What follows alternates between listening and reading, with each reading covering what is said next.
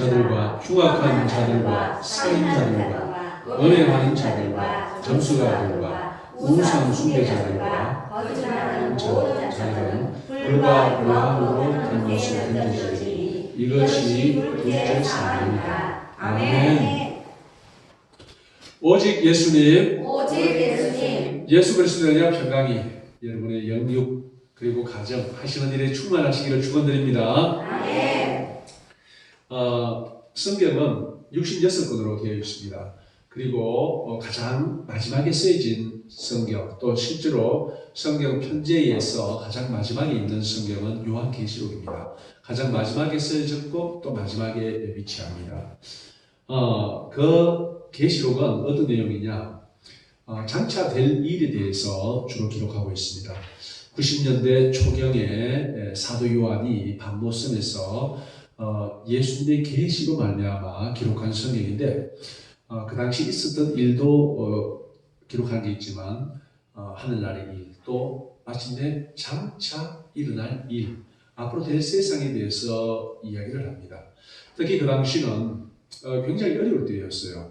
기독교의 박해로 말미암아서 예수를 믿는다는 것 자체가 엄청난 고난, 환난, 여기 보면은 눈물 흘릴 일, 아픈 일, 또 죽을 일, 애도할 일들이 굉장히 많이 담고 있는 것이 바로 예수 믿는다는 것 자체입니다. 그래서 그분들에게 위로를 주고 하나님의 나라에 대한, 그러니까 여기 보면은 새하늘과 새 땅이라고 나오잖아요. 그 새하늘과 새 땅에 대한 소망을 갖고 위로를 받고 다시 힘내어 살아갈 수 있도록 기록한 것이 바로 이 요한계시록입니다. 사실 우리도 지금 굉장히 힘들지라도 앞으로 일이 어떻게 전개될지 확실히 알고 있다면요, 우리 그것을 이겨낼 수 있습니다. 하지만 지금 힘든데 앞으로 끊임없이 죽을 때까지 엄청난 고난과 환난이 나를 기다리고 있다는 것을 만약에 누가 안다면 살고 싶은 마음이 있겠습니까? 그렇지 않지 않습니까? 그런데 예수 그리스도 안에 있는 사람들은 지금 당장은 고난, 환난, 핍박, 눈물, 애통함, 슬픔, 괴로움 뭐 여러 가지 있다 할지라도 마침내는 주님께서 이 우리를 위하여 예비하신 새하늘과 새 땅에서 영원한 행복, 참 기쁨, 즐거움을 누리며 살아갈 수밖에 없는 운명이라는 것을 우리에게 다시 한번 확신을 심어주기 위하여 기록된 것이라는 것입니다. 우선 먼저 이 사실을 믿어야 됩니다. 가장 중요한 것은 이 하나님의 기록된 이 말씀이 믿어져야 돼요. 안 믿어지면 어떻게 됩니까? 안 믿어지면 안 믿죠. 그런데 믿는 사람들은 이 말씀을 믿고 또 이 말씀에서 어떻게 하라, 어떻게 하지 마라 라는 것을 실제로 해갑니다. 그러니까 가장 중요한 것이 믿는 건데요. 보면은 8절, 그러나 두려워한 자들과 믿지 아니하는 자들 나옵니다. 믿지 아니하는 자들. 이거 뭘 믿지 않습니까? 하나님의 말씀을 믿지 않는다는 거예요. 앞에 하신 계시록에서 하신 모든 말씀뿐만 아니라 하나님의 모든 말씀을 믿지 않는 자들이 있어요. 그러니까 안 된다는 거예요. 그리고 또 두려워하는 자들이 있지 않습니까? 그거 왜 있겠어요? 그 당시 예수를 믿는다는 것 자체가 엄청난 두려움을 초래할, 삶의 여러 가지 많은 두려움을 초래할 일이라는 겁니다.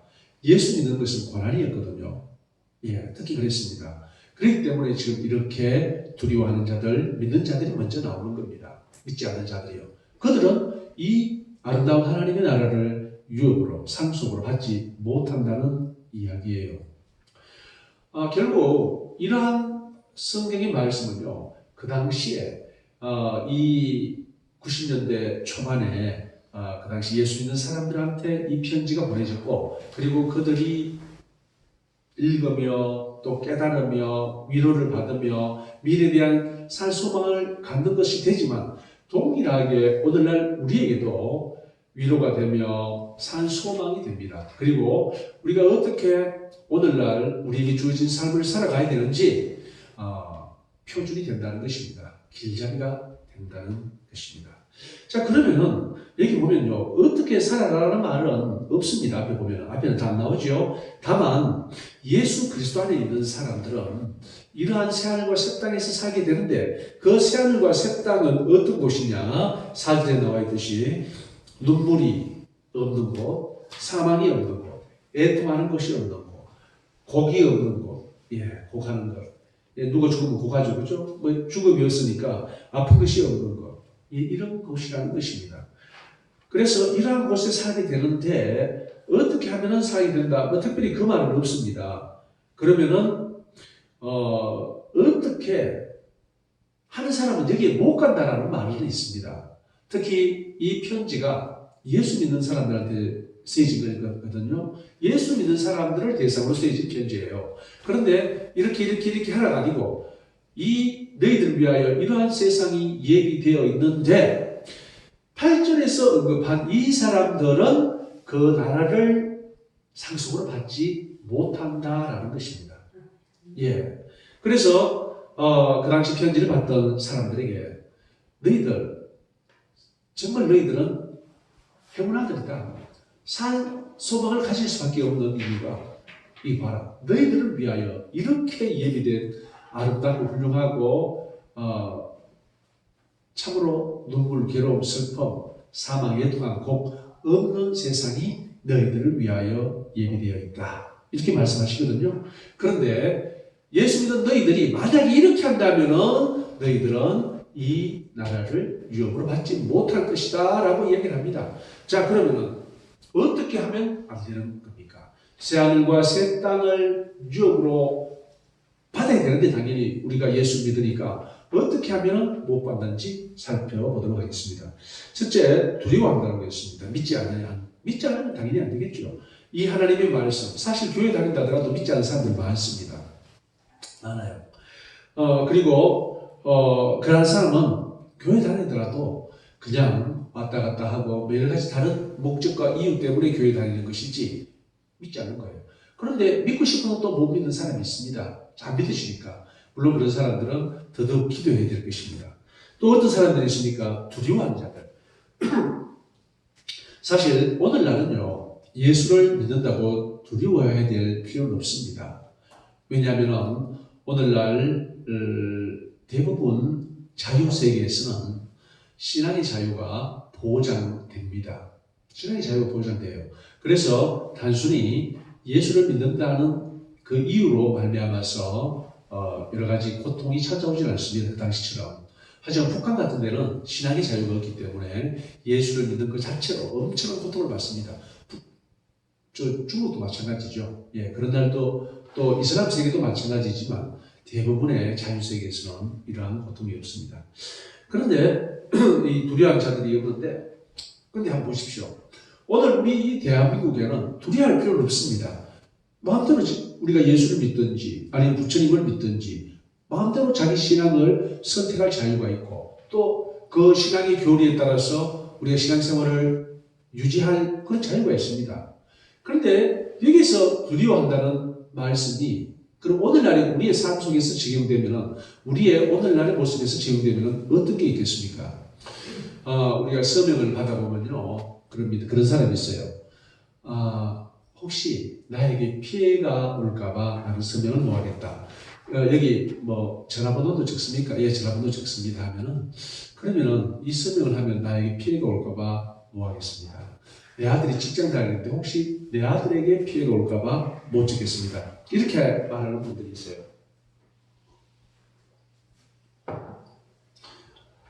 말하자면은 자유민주주의를 수호하는데 그 반대 세력이 이 피해를 줄까봐 여러 가지 압박이라든가 뭐 여러 가지 불이익을 줄까봐 겁이 나서 두려워서 못하겠다는 거죠. 그뿐이겠습니까? 예수 안에서 교회 안에도 많이 있습니다. 굉장히 많이 있습니다. 특히 이 목사님들이 정상적인 목사님이라면요, 우리 신앙의 자유가 보장되기 위한 전제 조건이 바로 자유민주주의, 자유주의 하에서만 우리 신앙의 자유가 보장된다는 사실을 다 알고 있어요. 그런데 실제로 오늘날 현실이 어떻습니까? 교회 안에 자유민주주의를 좋아하는 말하자면 우파죠. 우파 성향의 교인들뿐만 아니라 좌파 성향의 교인도 있습니다. 그렇기 때문에 말을 못하는 거예요. 그게 오늘날 현실입니다. 두려운 거예요. 두려운 거예요. 교회 안에서도 또 이런 말하기 싫어합니다. 왜요? 괜히 미움받을 수 있으니까요.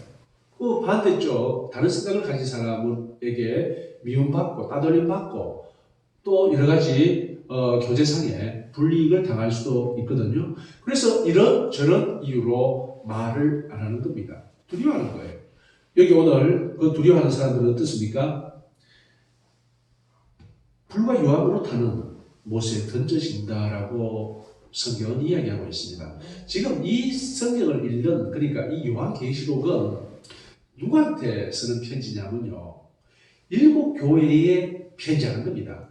그러니까 수신자가 그 당시 이 터키 지금의 남쪽, 서쪽 이 아래에 있는 그 7교회에 보낸 편지예요. 그러니까 7교회 교인들에게 읽어주도록 또 그들이 읽도록 하기 위해서 쓰여진 편지입니다. 편지인데 그들에게 이러한 경고를 주는 겁니다. 특히 그 당시에는 로마의 압제에, 로마의 기독교 핍박에 두려워하지 말라. 뒤로 물러서지 말라. 끝까지 믿음을 지키라. 이 의미인데 오늘날은 단순히 신앙을 가졌다는 이유로 핍박하는 경우는 없습니다. 오늘 우리 대한민국은요. 다만 내가 나의 신앙을 표현했을 때 나에게 불이익이 오지 않을까라는 두려움이 있다는 거예요. 똑같습니다. 그때 그 두려움은 오늘날 이 두려움인데 사실 오늘날 우리가 불이익이 오지 않을까라는 이 두려움은요. 그 당시 목숨이 걸린 두려움과 비교했을 때 비교 안 되는 겁니다. 비교 안 되죠. 전혀 비교 안 됩니다. 뭐 적당한 약간의 불이익과 죽거나 감옥에 갇히거나 이러한 어떤 그 두 가지 사이에 어떤 그 형평성은 맞지 않죠. 한마디로 만약에 오늘날 그런 문제로 두려워하는 사람이 있다면 그 사람은 아마 그 옛날 그 당시보다 요한계시록 시대보다 훨씬 더 두려움에 떠는 사람일 겁니다. 다음은 추악한 자들, 살인자들, 음행하는 자들, 점수가들과 우상 숭배자들 나옵니다. 일반적으로요, 이 성경에서 음행하면은 두 가지를 의미합니다. 실질적으로 육체적인 음행, 실질적인 육체적인 음행. 동시에 어떤 음행이냐면요, 영적 음행을 이야기합니다. 영적 음행. 그런데 여기는 이렇게 살인자들, 구체적으로 나이라는 걸 나와서는 영적 음행이 아니고 육체적인 음행이라고 볼 수 있고요. 우상 숭배자들이 나오는 거예요. 또 거짓말하는 자들이 나오는데 그러면은 이 우상 숭배자가 뭡니까? 하나님 외에 다른 것을 섬기는 것을 이야기를 합니다. 하나님 외에 다른 것을 섬기는 것. 하나님 외에 다른 것이 좋다고 또 아니면은 하나님을 다른 것으로 대체해서 이것이 하나님이다. 이렇게 말하는 겁니다. 오늘날 우리 예수 믿는 사람들한테 이 우상이라는 것은 뭐라고 말할 수 있겠습니까? 바로 예수 믿는 사람들한테 우상은요. 오늘날 우리가 좌우가 극단적으로 지금 대한민국이 대치하고 있습니다. 마치 어떤 상황이냐면요. 해방 후의 모습과 거의 비슷합니다. 해방 후의 모습과. 그때 이승만 대통령이 미국에서 공부하신 분이에요. 한국에서 감옥에서 예수를 구주로 영접하고 그 이후에 미국 가서 이제 대한민국 독립을 위해서 싸웠고 또 미국에서 공부하신 분으로 미국의 정치 시스템을 봤어요. 그리고 미국이 세계에서 가장 부강한 나라, 부유하고 강력한 군대를 가진 나라, 그 근간에 무엇이 있었느냐? 바로 기독교가 있었고 자유민주주의가 있었다고 본 거예요. 그래서 이 이승만 박사, 그 당시 박사였죠. 박사가 생각하기를 그러면 우리도 미국과 같이 저렇게 부유하고 강한 나라가 되려면 어떻게 해야 되느냐? 바로 미국과 같은 시스템을 가져야겠다라고 생각한 겁니다. 그래서 기독교 그리고 자유민주주의 이것을 기반으로 대한민국을 건국하게 된 것입니다. 1948년도에 대한민국을 건국했어요. 1948년 8월 15일 대한민국을 건국했거든요.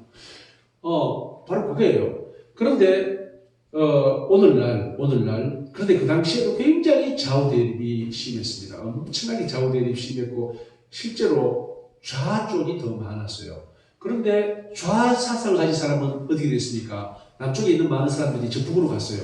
우사상을 가진 사람은 북쪽에 있는 사람이 또 남쪽으로 내려왔어요. 주로 누가 내려왔냐면은 북쪽에서는 종교인들, 기독교인들이 많이 내려왔습니다. 왜냐하면 종교가 탄압하고 또 사회주의와 기독교를 같이 갈 수 없기 때문에 그래서 남쪽으로 많이 내려오고 그때 이제 그것을 계기로 남쪽 기독교가 말하자면 부흥하는 계기가 되었던 것입니다. 자, 그런데 오늘날의 우상 숭배는 오늘날 우리 현실 속에서 우상 숭배를 어떻게 봐야 되는가? 특히 우리 교회 안에서 우상 숭배는 무엇이라고 봐야 되는가? 바로 온전히 하나님만 바라보지 못하는 것. 성경에서 말하는 그 하나님을 바라보지 못하는 거예요.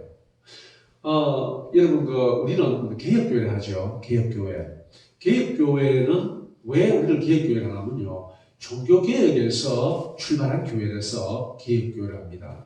그럼 이 종교개혁은 또 어떤 거냐? 종교개혁은요, 그 당시 이 가톨릭이 굉장히 많이 부패했어요.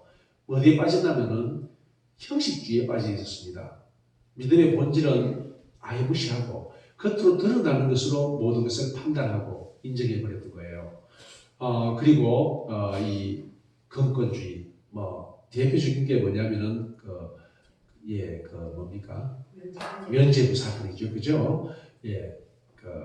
죄 사함을 돈으로 바꾸는 거예요. 돈으로 죄 사함을 받는 거예요. 특히 죽은 조상들의 죄도 돈으로 바꿀 수가 있습니다.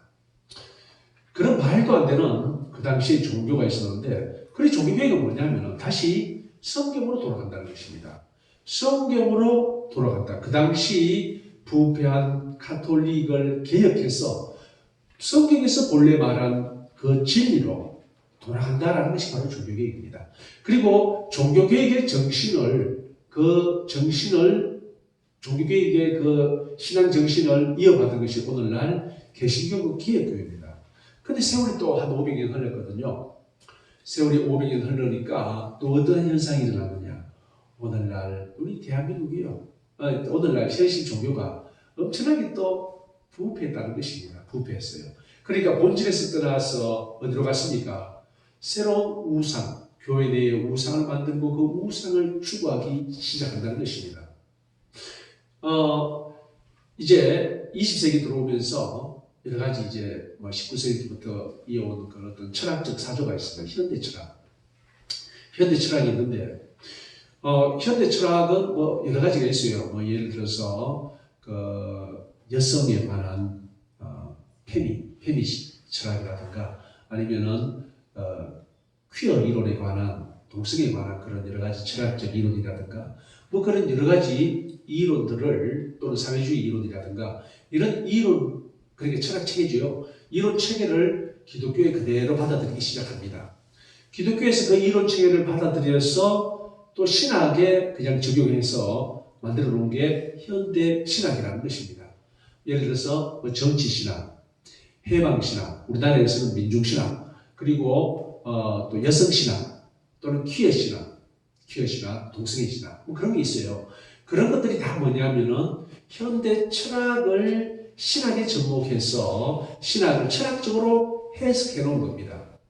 그러면은 그것은 우리가 기본적으로 신앙하고 있는 그 개혁신앙과 다른가? 완전히 다릅니다. 완전히 달라요. 거기에서 말하는 구원은 우리가 죄에서 구원을 받고 우리 영혼의 구원을 받고 이것까지 전혀 상관이 없는 거예요. 각 그 신앙마다 각각 다른 이론들을 주장합니다. 그러면은 오늘날 우리 기독교 안의 우상이 뭐냐? 바로 이걸 아는 거예요. 오늘날 우리가 당면한 우상이 뭐냐? 바로 이겁니다. 이러한 우상으로 말미암아서 오늘날 이 대한민국의 교회가요 이상하게 변해버렸습니다. 많은 교회의 목사들이 사회주의가 좋다라고 이야기를 합니다. 사회주의가 좋다라는 이론은 뭐냐면요, 바로 해방신학과 민중신학이에요. 그 많은 현대신학 중에서 해방신학과 민중신학, 그 다 사회주의가 좋다라는 이론들을 주장했거든요. 그 이론을 말하자면요, 어디 가져왔냐면은 신학이 가져온 거예요. 사회주의 이론을 신학이 가져온 게 바로 그런 것들이에요. 그래서 그런 사람들이, 그런 목사들이 또는 신학교 교수들이 한 이야기를 보면 은연중에 그러한 사상이 설교의 강의에 다 내포되어 있다는 거예요. 그럼 어떻게 됩니까? 그 결과가 오늘날 많은 목사들이 사회주의가 좋은 거 아니에요. 사회주의 좋은 거잖아요. 우리도 지금 많은 사회주의 정책들이 우리 법칙에 들어와 있잖아요. 사회주의가 왜 나빠요? 이렇게 정말 모르는 소리를 하고 있다는 것입니다. 무식한 소리예요. 사회주의 정책 몇 개를 우리 제도를 보완하기 위해서 들여오는 것과 사회주의, 우리 정치 시스템이 사회주의로 가는 것과는 완전히 다른 것입니다. 완전히 별개입니다. 그런데 아무것도 모르고 그런 소리를 하는 거예요. 요즘은 유튜브가 좋지 않습니까? 유튜브에서 사회주의에 쳐보면요, 사회주의가 뭔지 잘 나옵니다. 나와요. 그런데 오늘날 대학 교수들, 청문회 할 때 보면요, 아니면 요번에 국감 할 때 보면은 말 안 합니다. 사회주의자입니까? 말 안 해요. 아니면 아니라고 말하면 될 텐데 말을 안 하는 겁니다. 왜 그렇습니까? 사회주의자니까 그런 거죠. 예. 오늘날 이렇게 됐다는 거예요.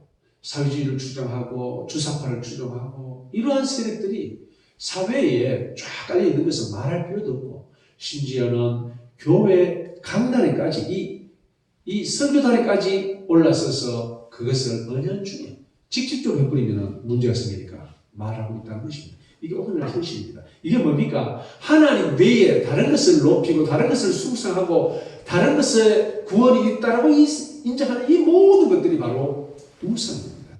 우상숭배예요. 우상숭배자들은 불과 유황으로 타는 못에 던져지는 거예요. 그들이 오늘날 사회주의가 좋다고 하는 그런 목사들은요, 그들의 잘못된 생각을 회개하고 또 버리고 주님께로 돌아오지 않는다면 오늘 이 본문의 말씀대로 불과 유황으로 타는 불못에 던져질 것입니다. 이 말씀은요, 6교회 교인들한테 하는 말씀이에요. 여섯 교회가 아니고 7교회죠. 7교회 교인들한테 하는 말이에요. 동일하게 오늘날 우리 교회에 하는 말이고 우리 교인들한테 하는 말이 오늘 이 본문의 말씀이라는 것입니다. 이제 우리는 어떻게 해야 됩니까? 정말 이 대한민국이 많이 위태위태했습니다. 정말 위태위태했어요. 그랬는데 이 조국, 사회주의자 조국이 나타나서 자기가 스스로 이번에 말했죠. 법무부 장관을 시켰어요. 그 민주당에서 그걸 좋다고 또 했고, 참 어처구니 없는 일들입니다. 예, 나라가 어떻게 돌아가는지 모르겠어요. 특히 이 대목에서 신앙의 자유를 지키려고 하는 모든 기독교인들은 일어나야 돼요. 분발해야 돼요. 그 대표 선수로 나선 분이 누굽니까? 정광훈 목사님이죠. 정광훈 목사님이 나섰고, 초에 정광훈 목사님 처음에 그 일을 시작했을 때 유튜브들을 보면요, 제가 성공하지 못한다, 실패한다. 오히려 여러 가지 누명을 쓰고 굉장히 어려움을 당하게 될 것이다 라고 말하는 사람들이 많았어요. 그런데 오늘은 어떻습니까? 완전히 바뀌었습니다. 8월 15일, 10월 3일, 10월 9일, 특히 앞으로 있을 10월 25일 이 1년의 대규모 집회를 통해서 이제 국민들이 희망을 갖게 됐어요. 그전에는 답답하고 억울하고 잠 못 자고, 저는 80대 할머니하고 이야기를 했는데 한 번 이야기를 해요. 목사님, 표현의 자유가 억압되면 안 되잖아요. 그래가지고 아이고 어르신, 표현의 자유란 말을 어디서 배웠습니까? 어르신 대학 나올 뿐이에요. 제가 물어보니까 어제 잠이 안 와가 밤마다 유튜브 보다가 그런 얘기를 하는 걸 들었습니다. 그렇게 어떻게 속수무책으로 당하는가? 이대로 이 대한민국의 번영과 자유가 숲으로 돌아가는가, 무너지는가라고 했는데 참 정말 하나님의 선지자 정광훈 목사님이 나타나셔가지고 이 모든 것을 이제 뒤바꾸고 있습니다. 이제 완전히 이 국민들이 희망을 갖게 됐어요. 그전에는 마음에 뜨거운 분노는 있어도 어떻게 해야 될지 몰랐는데 이제 그것을 구심점이 나타나가지고 하나로 모아주니까 이제 숨을 쉴 수 있고 그러니까 나가는 거 아닙니까? 10월 9일 날 서울 갔다 오는 길에 이제 한 분씩 혹시 할 말 있는 분 말을 하라고 했어요. 근데 그 한 분이 무슨 말을 했냐면은 속이 불이 나가지고 부부가 같이 올라왔는데 여자분이에요. 불이 나는데 밤에 잠을 못 자고 끙끙 앓고 있는데 10월 9일 날 광장에 가서 이승만 광장에 가서 마음껏 부르짖고 나니까 이제 막 마음이 확 트이는 게 신념은 실적이 내려가는 것 같은 게 너무 기분 좋게 지금 내려가는 길이라면서 그렇게 이야기하는 것을 들었습니다. 얘기 들어본 많이 있죠? 네. 예. 예, 그렇습니다. 그리고 이제 그러니까 우리가 어떻게 이제 오늘날 이 침국을 당한 우리가 어떻게 행동하고 살아가고 생각해야 되는가? 기본적으로 말씀대로 살아가야 되고 또 중요한 건 두려워하지 않고 우리가 행동할 때 행동해야 된다는 것입니다. 특히 10월 25일은요. 10시부터 밤 10시부터 새벽 5시까지 기도회가 기획되어 있습니다. 기도회가 세상에 없었던 기도회입니다. 지구 역사상 이렇게 많은 인원이 모여서 밤새도록 기도하는 역사는 성경에 없었습니다. 지금 역사상 없었습니다. 결국 이것은 무슨 말이냐? 그 일을 물론 그전부터 시작됐지만 그 일을 10월 25일을 분기점으로 해서 저는 생각하기를요. 대한민국의 영적 지도가 영적 어떤 대변혁이 일어날 거라고 저는 확신합니다. 그래서 거기 가서 기도하면은 물론 마가의 다락방에 임했던 그 놀라운 성령의 역사가 임할 것이고 그것뿐만 아니라 대한민국의 영적인 대변혁이 일어나서 새롭게 대한민국이 변화되고 출발하는 계기가 될 수 있을 거예요. 저는 그렇게 그런 확신이 들어요. 그래서 정말 중요한 집회입니다. 시간 되시면은 시간을 내서라도 다 동참해 주십시오. 오늘날 이제 이렇습니다. 결국 우리가 이렇게 하는 이유는 뭡니까? 하나님께서 분명히 약속하신 새하늘과 새 땅을 나의 것, 나의 유산으로 갖기 위한 것입니다. 내 유산, 그것은 나의 유산이에요. 이 성경의 말씀은 7 교회에 보내졌고 7 교인이 1차적으로 읽는 거예요. 그들에게 새하늘과 새 땅이 다 예비되어 있는데 교회 다니는 예수 그리스도 안에서 교회 다니는 많은 사람들에게 그런데 그 안에도 두려워하는 자도 있고요. 믿지 아니하는 자도 있고 흉악한 자들, 살인자들, 음행하는 자들, 점술과 우상숭배, 거짓말하는 자들 이들은 받지 못하고 불과 유황으로 타는 못에 던져질 것이라고 누구한테 경고하냐면요. 교회에게 경고합니다. 교회에게. 오늘날 동일하게 우리에게 경고하는 말씀입니다. 우리는 정말 하나님을 사랑하고 우리 신앙의 자유가 아름답게 꽃피우고 발전하고 또 이 마지막 때에 세계 만방에 복음을 전해서 주님 오시는 그 길을 예비하는 대한민국 기독교가 되려면은 그날 함께 모여서 하나님께 한 마음으로 예배드리는 그날에 대한민국 모든 기독교인들이 다 모여야 할 줄로 믿습니다. 그리고 그 사건은 정말 대한민국 영적 대변혁이 일어나는 획기적인 사건이 될 것이고 아마 우리 기독교 역사는 그 사건을 중심으로 전과 후로 새롭게 쓰여질 놀라운 어떤 역사적 가치를 가지는 사건이 될 것이라고 저는 확신합니다. 우리 사랑하는 성도님들 할 수 있으면 다 가시고 꼭 할 수 없다면 자기 있는 자리에서 기도로 동역하는 하나님이 기뻐하시는 백성들 다 되어서 마침내 약속하신 새하늘과 새 땅을 우리 모두 차지하기를 예수님으로 축원드립니다. 아멘. 할렐루야. 아버지 하나님 감사합니다. 전능하신 아버지 하나님을 찬양합니다.